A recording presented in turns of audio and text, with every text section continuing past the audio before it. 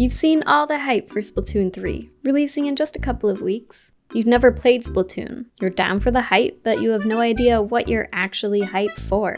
All you see is the Splatoon community raving over crabs and Big Guy, but you have no idea what you're stepping into. Sit back, relax, hit up Krusty Sean's food truck, and let's get into what the heck this game is. Splatoon is a 4v4 deathmatch style shooter, which means that during the match, when you die, you can respawn indefinitely. But unlike other shooters, instead of only shooting the enemy team, you're also inking the ground to gain the advantage and win the match. Splatoon 3 is set in a post-apocalyptic Earth after the elimination of the human race. Cephalopods rule the world and have taken the form of the extinct humans, but also squids and octopuses. The lore is weird, but the game is fun, I swear. Splatoon was first released on the Wii U in 2015. It was shortly followed by a sequel in 2017, a few months after the Switch released. Since the Wii U was such a, failure, Splatoon never got to reach its true potential. As a result, Nintendo quickly created a new game so more people could actually experience the beauty of Splatoon. To get the most out of Splatoon, you'll have to purchase Nintendo Switch Online.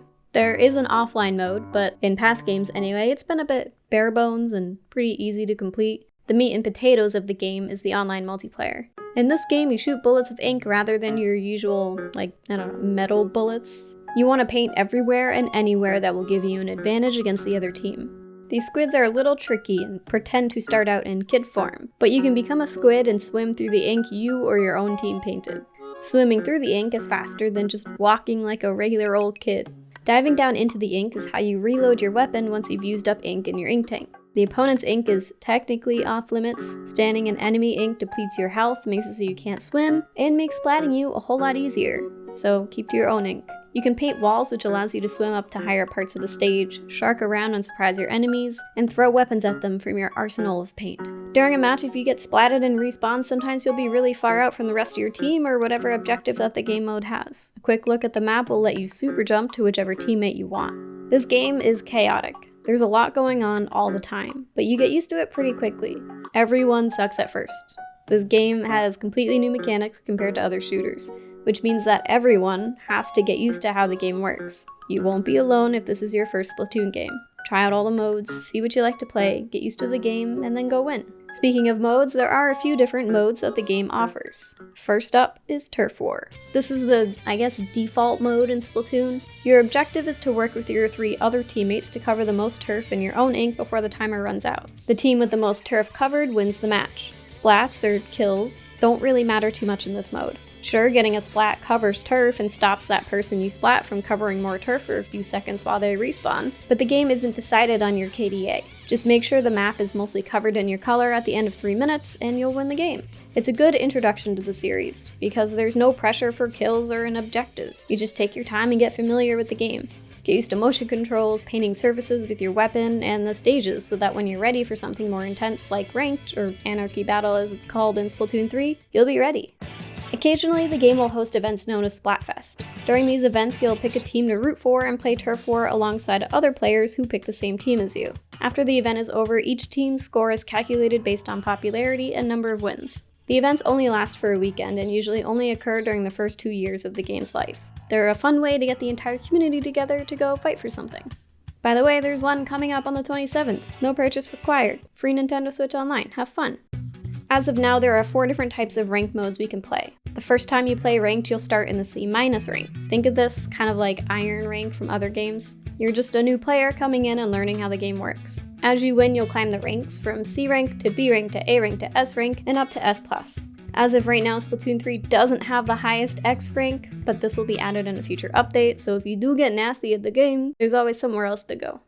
Splat Zones is a more intense version of Turf War. The objective is the same, but this time you'll only have to keep control of a small box, or multiple boxes in some stages, in the center of the match. When your team gains control of the zone, your points will start to decrease. Think of it like a timer. You're trying to get that timer down to 0, and the only way to do that is to keep control of the zone. Whichever team gets their points down to 0 first, or has the least number of points left at the end of the match, wins.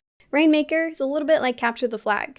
The objective of this mode is to get the Rainmaker to the platform located near the other team's spawn point. In Splatoon 3, you'll have to hit checkpoints before making your way to the finish line. The Rainmaker itself is a deadly weapon. You can charge it up and release an exploding attack to keep the enemy team at bay. The team that gets to the final podium first, or the closest by the time 5 minutes is up, wins the match.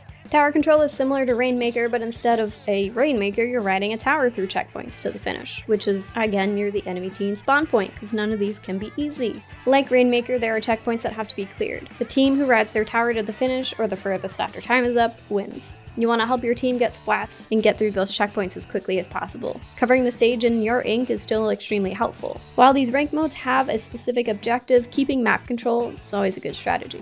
The last mode that we know of right now, you never know, they could add more, is Clamblets. The objective of this mode is to open the clam basket and score as many golden clams into said basket as you can to get your counter down to 0. To open the basket, you need to collect 8 clams, which will form a super clam. Once you have this, a marker will appear on top of your head, and everyone, including the enemy team, will see exactly where you are at all times. The only way to get rid of this marker is to get rid of the clam by throwing it on the ground or scoring it in the clam basket. This mode is very team-focused. Sharing clams with your teammates can be the difference between victory and defeat, so, help your team.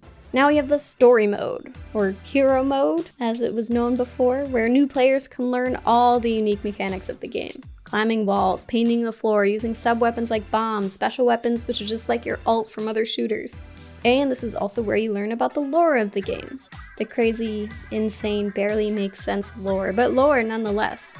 If you're brand new to Splatoon, I highly recommend doing the single player. It really helps. It's like an in-depth tutorial on how everything works, from the new specials, the new sub-weapons, the new weapons, all of it's there. Speaking of weapons, there's a lot of options to pick from. Any type of weapon you can think of is available to you. Shooters, machine guns, snipers, you name it, Splatoon probably has it. But this is Splatoon, where we paint things. So naturally, the weapons are all paint-based objects. You got your shooters, but we also have paint rollers, and paint buckets, and toothbrushes. Okay, that one might not be paint-based, but we're just gonna go with it. There's a variety of weapons to play. One of them, or maybe more, will be for you. There's literally too many for you to not fall in love with at least one of them. You'll be able to find a playstyle that fits you. Whether you're more of an upfront in-your-face attacker, or you like to hang back and get splats that way, there's always a weapon that works. If you do pick up Splatoon, try a weapon that you never thought you'd play. You'd be surprised with how well you do with it.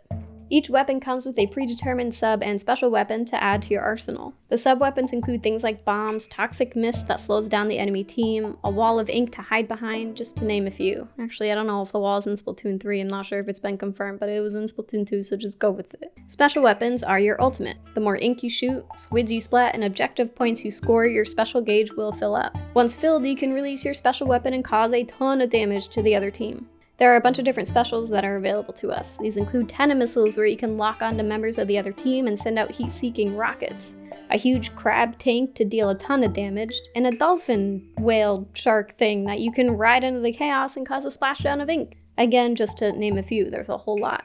But remember, each weapon comes with a specific sub and specific special. There's no swapping the weapon kits. However, in Splatoon fashion, there are different kits for each weapon, like the dually sculptures. In Splatoon 2, the vanilla version comes with point sensors for the sub and tenna missiles for the special. But what if you want a bomb to complement your dually dodging abilities? Well, lucky for you, the custom dually sculptures come with a splat bomb for the sub weapon and an ink storm for the special. Again, there are a ton of options in this game to personalize your experience. You just gotta find the one that's right for you. On top of having cool weapons, this game also has cool gear. Each piece of gear has an ability tied to it to give you an advantage. You can get abilities like Ink Saver Main that help you save some ink when shooting your main weapon, Special Power Up which gives your special weapon a little more power, and Swim Speed Up that lets you swim through ink faster in squid form. There is a meta, of course, on which ability works best with each weapon, but you can also use these abilities to help your weaknesses a bit. If you feel like you're using a ton of ink, throw on some Ink Saver Main so you don't have to dive into the ink to recharge as much. Side note, you'll have to dive into the ink to recharge all the time anyway, but it helps, I swear. I urge you to give Splatoon a try. You'll feel dumb at first. This video isn't called For Dummies for no reason. The mechanics take a little bit of getting used to, but don't be discouraged. You'll absolutely improve. Splatoon is the most satisfying shooter I have ever played. From covering everything in ink to the sounds of splatting another player, it hits the spot. You'll want to put in a bit of practice if you want to be successful. If you're planning on just being a casual player, hi, welcome to the club, same here. But if you're someone who wants to be a bit more competitive, there's an entire competitive community as well. There's always a LAN or an online tournament that members of the community are organizing. Be sure to check out some competitive players who also make content on YouTube, like that SRB2 dude and ProChara. They dive more into the meta and the actual good strategies if you want a deeper dive on how to play properly. Now that you're not a dummy, I expect to see you around Splatsville. Welcome to Splatoon!